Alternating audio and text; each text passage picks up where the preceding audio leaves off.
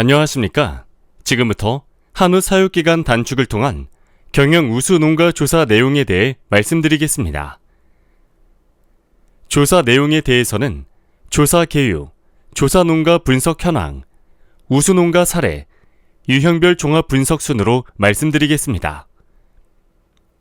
본 연구는 축산 농가의 사료비, 인건비 등의 생산비 증가로 인한 경영 악화와 한우 사육 두수 증가에 따른 한우 산업의 위기 상황에서 사육기간 단축을 통한 생산비 절감 및 생산성 향상 방안을 모색하여 농가의 경쟁력을 높이는 것을 목적으로 합니다.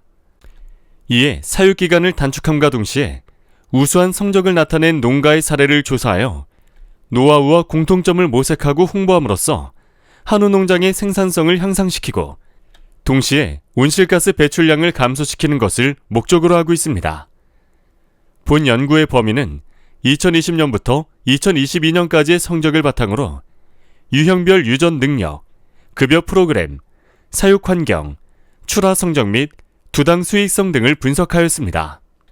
조사 대상 농가는 전국 16개 농가를 지역별로 나누어 분석하였으며 사육 형태별로는 일관 사육 7농가, 비육 전문 9농가입니다. 급여 형태로는 TMR 및 TMF가 4농가, 분리급여가 12농가입니다. 한우의 출하 원령은 최단 26.2개월부터 최장 29.8개월의 분포를 나타내고 16농가의 평균은 28.1개월로 나타났습니다. 연도별 도체 성적 분석 결과 도체 중의 3년 평균은 출하 원령이 전국 평균보다 2.4개월 짧음에도 불구하고 458.4kg으로 오히려 전국 평균보다 4kg 높게 나타났습니다. 배 최장근 단면적은 98.제곱cm로 전국 평균보다 2.2제곱cm 크게 나타났으며 근내 지방도는 6.5로 전국 평균보다 0.5 높게 나타났습니다. 연도별 등급 출현율 조사 분석 결과 육질 등급에서 투뿔 출현율은 전국 평균보다 10.1% 높았고 원뿔 출현율은 전국 평균보다 0.6% 높게 나타났습니다. 반면 육량 등급에서 C등급 출현율은 전국 평균보다 2.2% 낮게 나타났습니다. 다음은 조사 농가 중 중우축산 김문석 대표의 사례를 간단히 소개하고자 합니다. 중우축산은 현재 저탄소 인증을 바탕으로 주변 농가와 함께 청춘한우 브랜드를 운영하고 있습니다. 중우축산 농장 운영에서 특별한 점은 첫 번째로 급여 프로그램에 배합 사료와 조사료를 분리급여함에도 자유급여를 병행 실시하고 있다는 점입니다. 두 번째로 농가는 암소 개량을 매우 중요하게 생각하여 특히 유전체 분석을 활용해 매년 유전 능력 하위 20%의 암소를 도태하고 있습니다.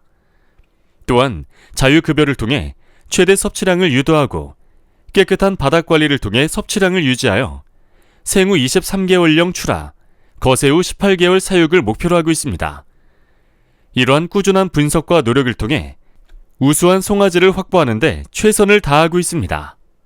농가의 생산성 분석을 보면 3년 평균 출하 원령이 26.2개월로 같은 기간 전국 평균 대비 4.3개월 짧게 나타났으며 짧은 출하 원령에도 불구하고 일당 증체량은 전국 평균 대비 14% 높게 나타나 도체 중에는 전국 평균과 큰 차이를 보이지 않았습니다.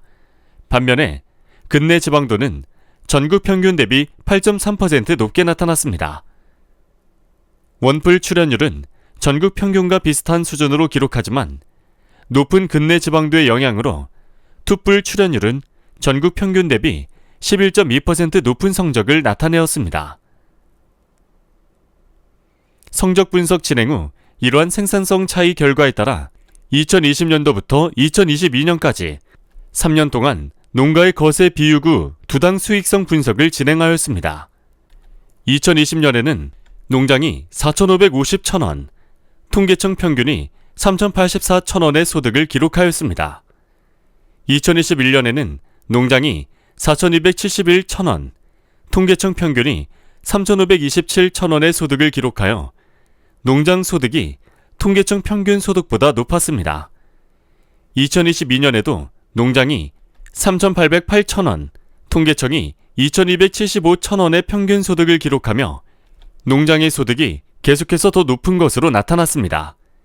이를 통해 농장의 소득이 통계청의 조사 평균 소득보다 연속적으로 높음을 알 수 있으며, 이는 농장의 수익성이 지속적으로 우수하다는 것을 의미합니다. 소득의 증가는 주로 가축비와 사료비 절감으로 인한 생산성 향상의 효과가 큰 것으로 분석되었습니다.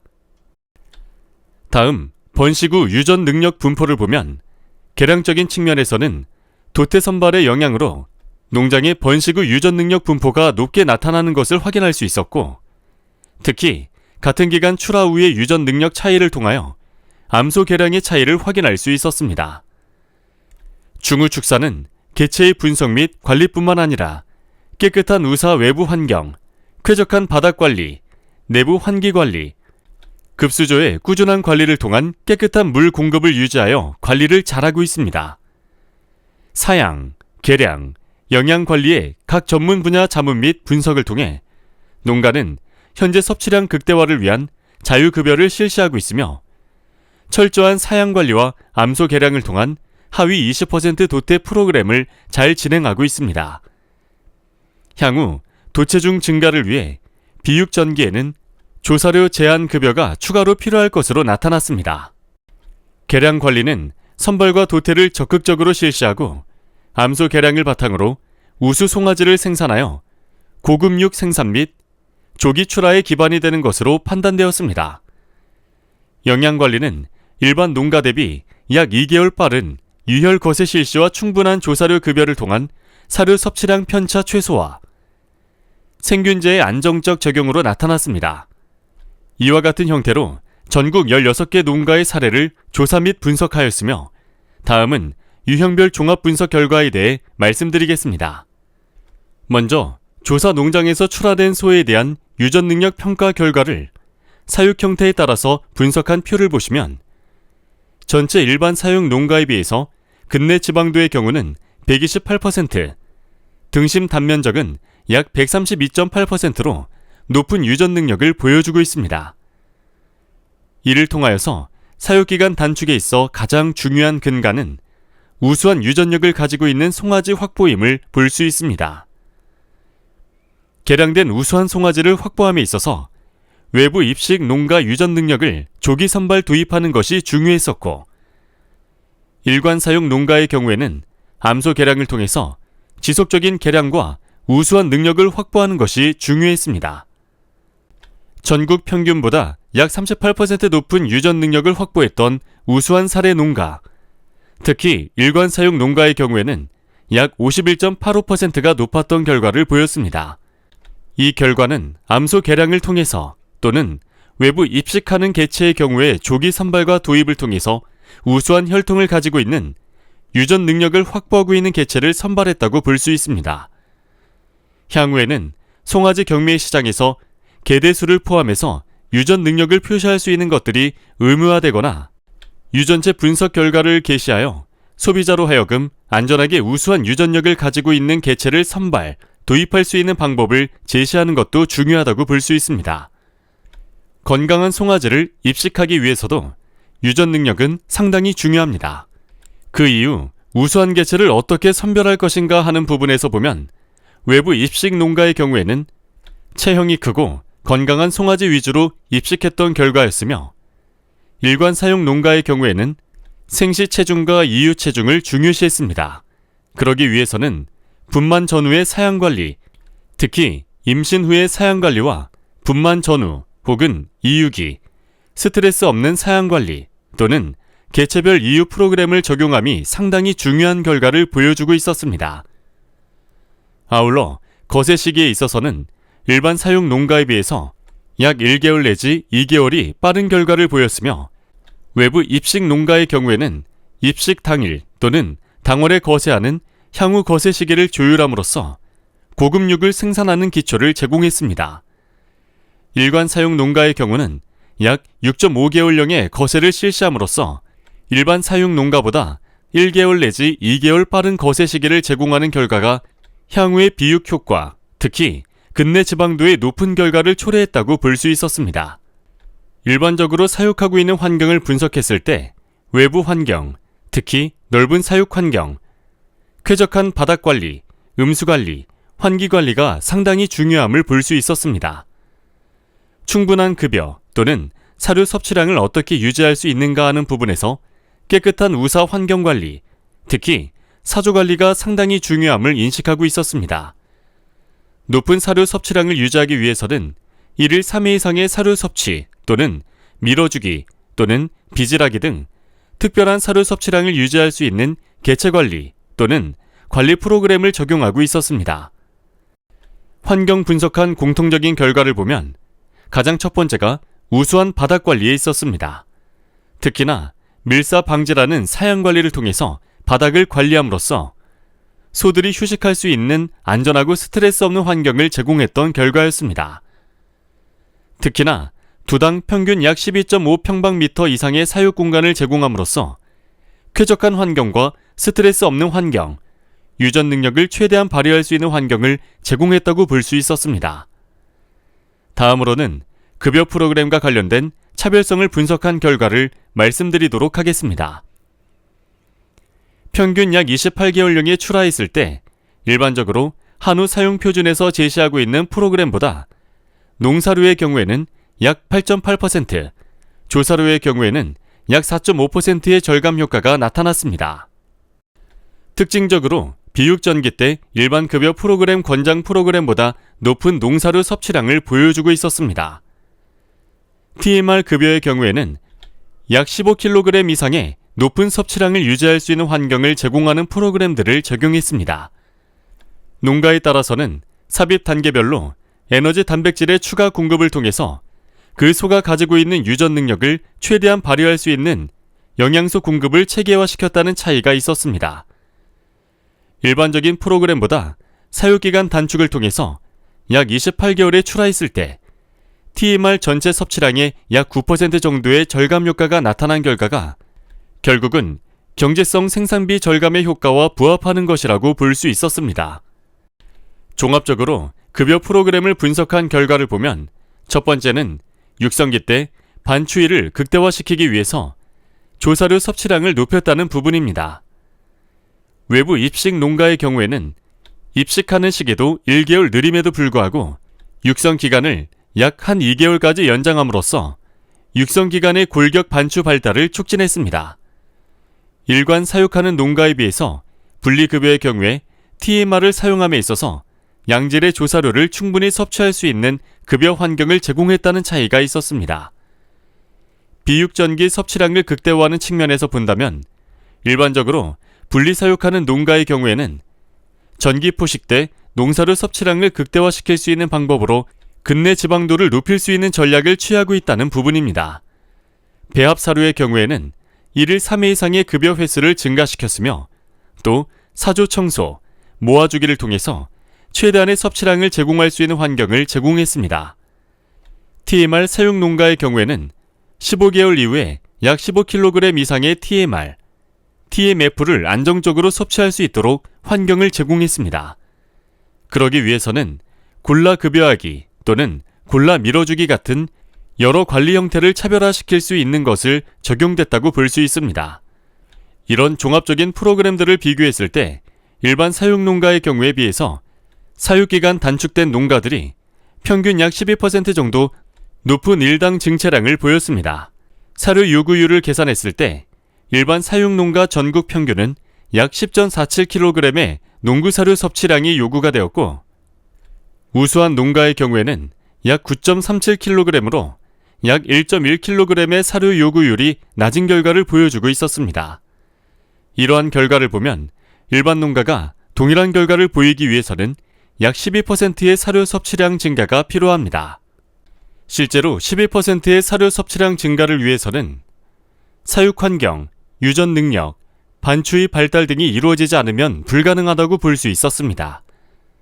따라서 사육기간 단축을 위한 사례 농가의 경우에 유전 능력이 우수한 개체들의 그 유전 능력을 최대한 발휘할 수 있는 환경, 또 영양소 공급과 관련된 정밀 프로그램 사용 등이 반드시 접목되어야 하고 이런 것들과 관련된 프로그램들이 개발되어야 한다고 볼 수 있었습니다.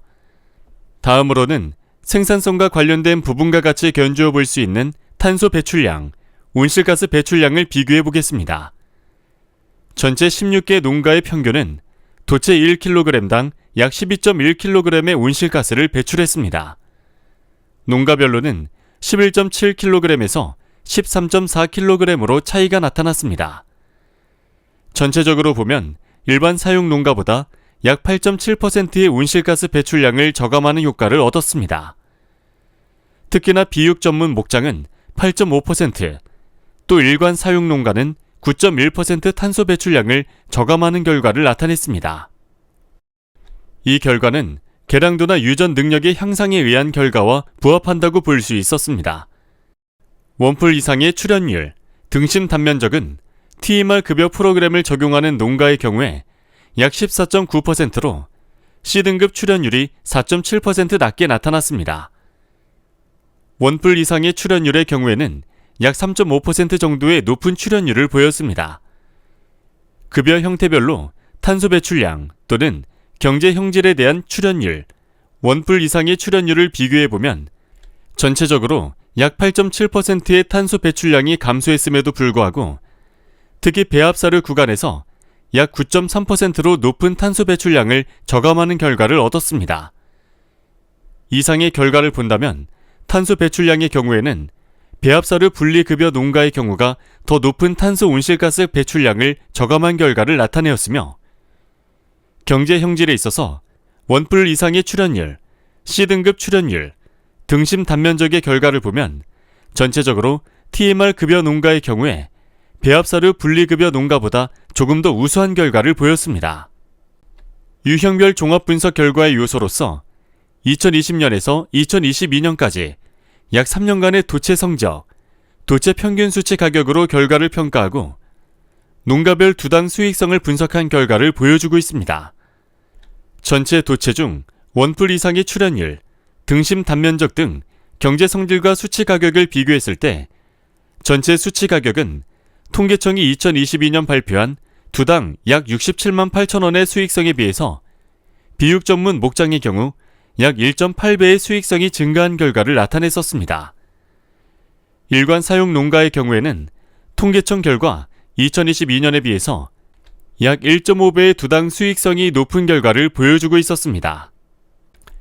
급여 형태별로 비교했을 때 배합사료 분리급여 농가 경우 2022년의 통계청 결과에 비해서 수익성이 약 3.5배 높았습니다. TMR의 경우에는 수익성이 1.5배 정도 높음을 보여주고 있습니다. 따라서 사육기간 단축이 생산비 절감 또는 수익성의 증가와 비교했을 때 2022년 통계청의 결과를 비교했을 때 전체 평균 수익성이 약 1.7배 정도 높아짐을 보여주고 있습니다. 이상으로 사육기간 단축을 위한 사례조사 결과를 요약해드리도록 하겠습니다.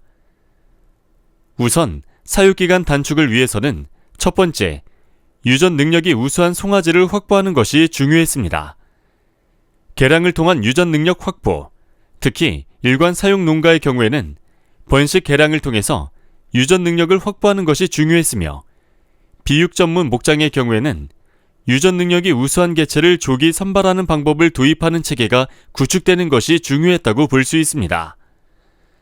두 번째로 건강한 송아지 생산을 위해서 분만 전후, 임신 후 관리, 스트레스 없는 관리, 이유 육성기의 반추 발달, 골격 발달을 위한 사인 관리가 상당히 중요했습니다. 아울러 유전 능력을 최대한 발휘할 수 있는 환경 관리, 바닥 관리, 사육 면적, 조사 관리, 음수 관리, 환기 관리, 특히 소들이 휴식할 수 있는 공간을 최대한 활용할 수 있는 밀사를 예방했다는 것이 중요했던 결과였습니다. 다음으로 고급육, 즉 고품질의 고기를 생산할 수 있는데 가장 중요한 시기라고 볼 수 있는 비육전기에 고영양사의 포식 프로그램을 적용했다는 부분입니다. 육성기 이후에 비육전기 농사료 섭취량을 증가시키거나 TMR의 섭취량을 지속적으로 안정적으로 높게 유지할 수 있는 환경관리, 급여, 사조관리가 중요했다고 볼 수 있습니다. 마지막으로 유전 능력이 우수한 개체가 최대한 유전 능력을 발휘할 수 있는 급여관리, 유전 능력에 맞는 영양소 공급 체계, 정밀 사용 프로그램의 구축이 필요하다는 것이었습니다. 이상으로 사업기간 단축을 위한 사례 조사 연구, 유형별 분석 결과 보고를 마치도록 하겠습니다. 감사합니다.